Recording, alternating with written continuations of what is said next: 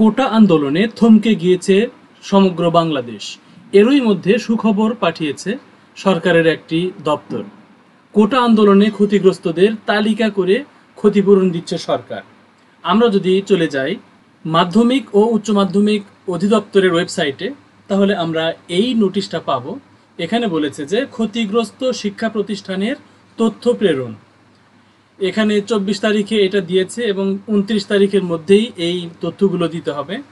যেসব শিক্ষা প্রতিষ্ঠান ক্ষতিগ্রস্ত হয়েছে তাদের নাম ও ঠিকানা, এবং সেটা সরকারি স্কুল না বেসরকারি স্কুল, ক্ষয়ক্ষতির সংক্ষিপ্ত বর্ণনা এখানে লিখতে হবে, এবং সম্ভাব্য ক্ষতির পরিমাণ কত সেটা টাকায় উল্লেখ করতে হবে।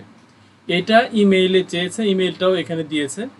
তাহলে আমাদের এইটা আমরা দেখতে পাচ্ছি যে বিপুল চন্দ্র বিশ্বাস নামে উপপরিচালক সাধারণ প্রশাসন, ওনার স্বাক্ষরিত একটি চিঠি এটির মাধ্যমে সারা বাংলাদেশে যেসব বিদ্যালয়ে ক্ষতিগ্রস্ত হয়েছে সেই সব বিদ্যালয়ের তালিকা করে ক্ষতিপূরণ দেওয়া হচ্ছে। আমরা যারা সাধারণ মানুষ ক্ষতিগ্রস্ত হয়েছি তাদের কিন্তু কোনো ক্ষতিপূরণ দেওয়ার কথা এখানে উল্লেখ নাই। শুধুমাত্র শিক্ষা প্রতিষ্ঠানের ক্ষেত্রে এইটা প্রযোজ্য।